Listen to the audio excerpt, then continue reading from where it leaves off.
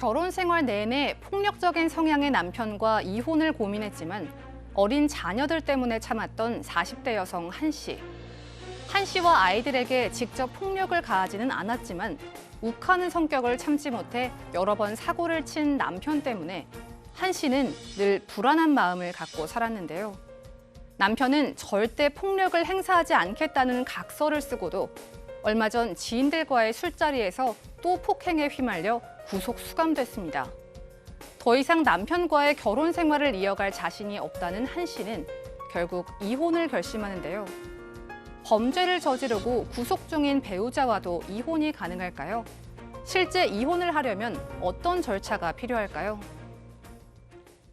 네, 오늘 사건 상담실에서는 현재 교도소에 수감 중인 남편과 이혼하고 싶다는 40대 여성의 사연인데 이 부부 사연을 좀 들어봐야 하는데 남편이 그동안 이제 폭행의 정도가 심했었나 보죠. 네, 40대 주부고요. 9살 난 아들, 7살 난 딸 이렇게 두 자녀를 키우고 있습니다. 결혼 10년 차. 근데 뭐 바람 잘 날 없는 10년이죠. 이 10년 내내 이 남편은 원래 성격이 우리가 다혈질, 그럼 생각나는 게 있죠. 오지랖. 본인과 관련된 일에 있어서는 뭐 하나 참고 넘어가는 일이 없이 주변과 그렇게 분쟁이 많은 성격이었던 것 같습니다. 그러다 보니까 다툼이 많았고요. 고소 고발도 많았고요. 심지어는 폭행까지 있었습니다. 그런데 이런 성격인데 여기에 술이 들어가면 감정 조절이 더 안 되고 화를 더 많이 내는 것이었어요. 그래서 정말 이 주변과 여러 가지 고초를 겪었던 주부의 사연입니다. 아니 뭐 이 남편 얘기뿐만 아니라 이렇게 사회생활하다 보면 그 어떤 사람은 욱하는 사람이 있어요. 정말 다혈질이 갑자기 화내고 그러면 감당이 안 되는 경우들이 많은데 그러다 보면 이제 폭행도 하고 서로 말시비도 붙고 상당히 피곤하거든요. 근데 그 같이 살고 있는 아내 입장에서 봤을 때는 하루하루가 불안했을 것 같아요. 어떻겠어요? 사는 내내 그냥 욱하는 정도가 아니라 좀 전에 최평론가님 말씀대로 오지랖이 같이 있다 보니까 남의 일에까지 다 간섭해가지고 이제 이런 일들이 폭행 사건에 휘말리는 거죠. 폭행 사건에 자주 휘말리다 보니까 당연히 맞고 들어오는 일도 있을 테고 때리고 들어오는 일도 있을 거예요. 맞고 들어올 때는 병원에 가거나 병원 신세를 지거나 뭐 직장 가는데 문제가 생길 수도 있고 또 누군가를 때리는 경우에는 또 합의금을 줘야 되는 상황이고 뒤처리는 다 아내의 몫입니다. 병간호도 아내가 해야 되고 합의금도 같이 또 마련해야 되는 입장이다 보니까 그래서 아내도 사실 처음부터 이런 일이 벌어질 때 이혼 고민을 조금 했었는데 이제 아이들이 있다 보니까 이혼은 그냥 참고 넘기자 이렇게 했었습니다.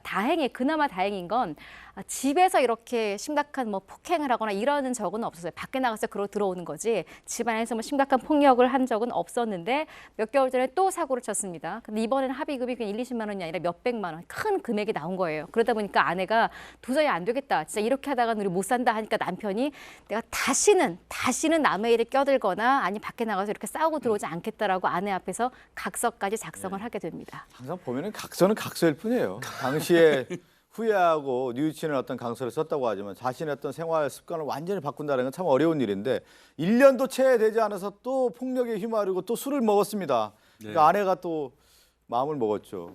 근데 각서까지 써가면서까지 살 정도 되면 정말 문제 있거든요, 이건. 여기 보니까 다혈질, 욱하는 성격, 오지랖 이거 3개 저도 전부 다 갖고 있어요. 근데 저는 술 마시고는 절대 남하고 다투지 않거든요. 그러니까 이 사람은 술을 잘못 배운 것 같은 생각은 들긴 합니다만 여하간 이 사람이 술을 굉장히 좋아하는 것 같아요.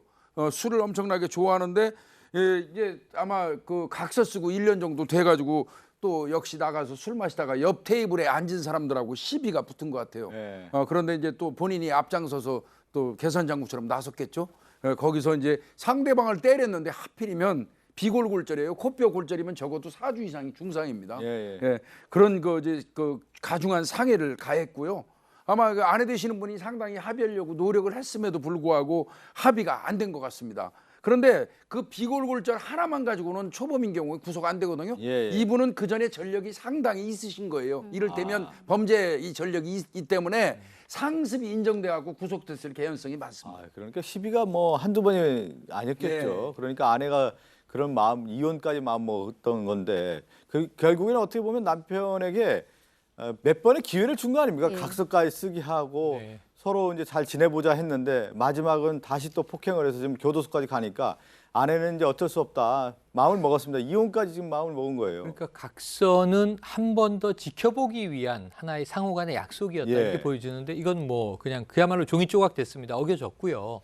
10년 동안 이 부인은 하루도 마음 편히 아마 남편의 귀가를 기다린 날이 없었을 거예요. 얼마나 노심초사했겠습니까? 그래서 결국은 제 생각엔 이 부인은 마음을 다 내려놓게 된 것 같습니다. 남편에 대한 기대를 접게 된 거고 결정적인 게 뭐냐면 직접 자신이나 아이들을 폭행한 적은 없어요. 가폭에 해당되지는 않는데 최근에 술을 먹고 집안에 집기를 부순 적은 있습니다.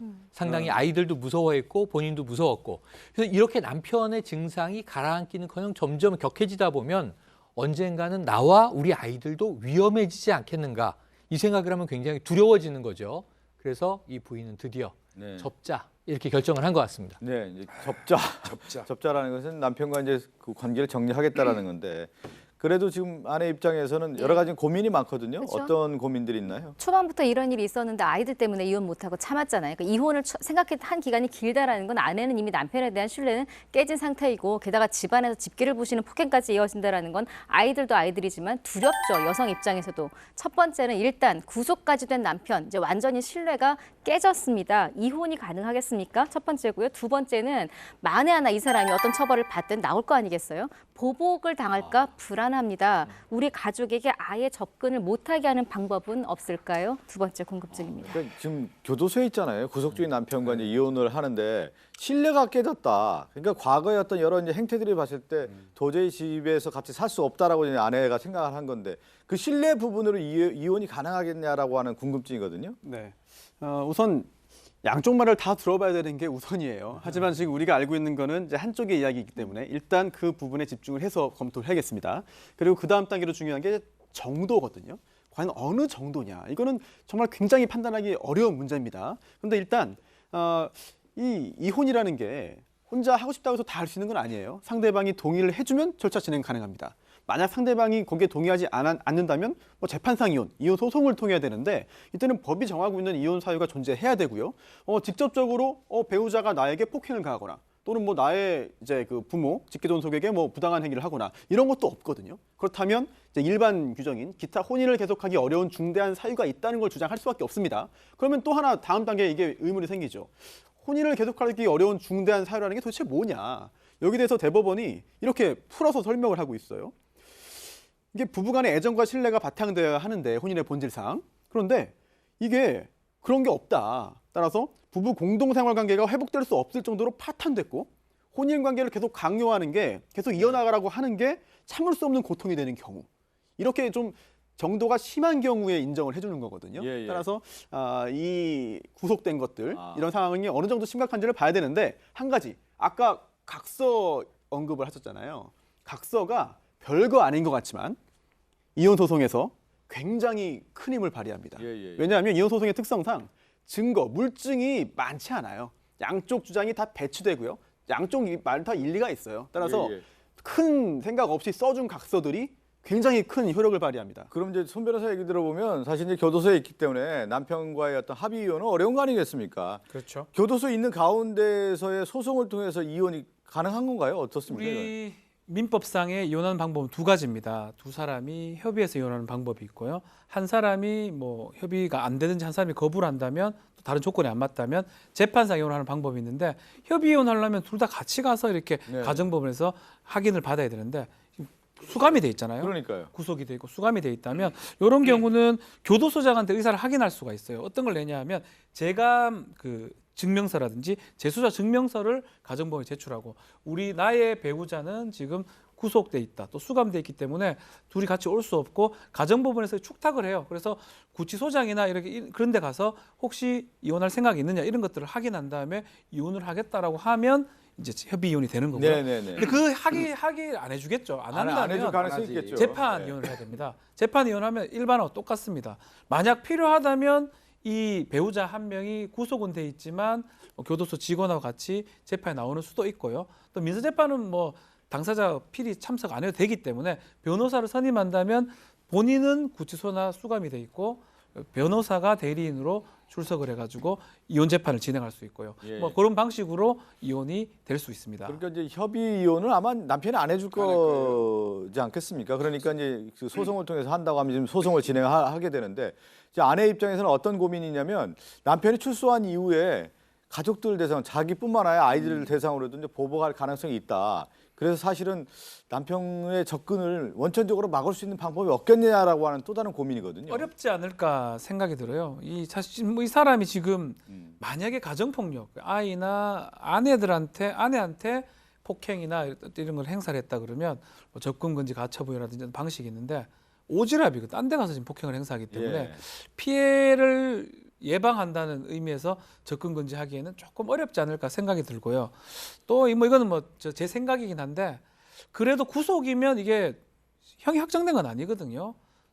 기다렸다가 뭐 이혼을 진행하는 게 그래도 바람직하지 않을까 네네. 뭐 이런 상황이라면 만약에 구금이 오래돼 있다고 해가지고 어쩔 수 없는 상황이 모르겠지만 4주 정도 상해고 이러면 구속되고 뭐 집행유예로 풀려날 가능성이 있기 때문에 또 그런 생각도 좀 듭니다. 그런데 원칙적으로 집에 와서 아이들이 보는 앞에서 집기류를 부수고 하는 행위는 위협적이죠. 명백히 가정폭력에 해당이 되거든요. 예, 예. 그 부분을 좀 심도 있게 살리면 가능하지 않습니까? 그렇죠. 그런 부분들을 입증하고 소명을 해낸다 그러면 접근 금지가 뭐 전혀 불가능한 건 아닌데 뭐 일단은 뭐 제가 지금 말씀드리는 거는 그래도 구금돼 있는 상황에서 그 모든 것을 진행하는 것보다는 조금 이렇게 예, 예. 확인을 하는 과정도 필요하지 않을까. 또 다른 어떤 다른 걸 막기 위해서 저는 생각이 지금 듭니다. 얘기한 것처럼 그 접근 금지에 대한 부분을 하려면은 과거에 남편이 어떤 행동을 했느냐에 대한 것을 명확하게 어떤 소명을 해야만 네. 재판부가 그냥 받아들일 수 있다라는 점을 좀 말씀드리면서 함께 사는 세상으로 가겠습니다.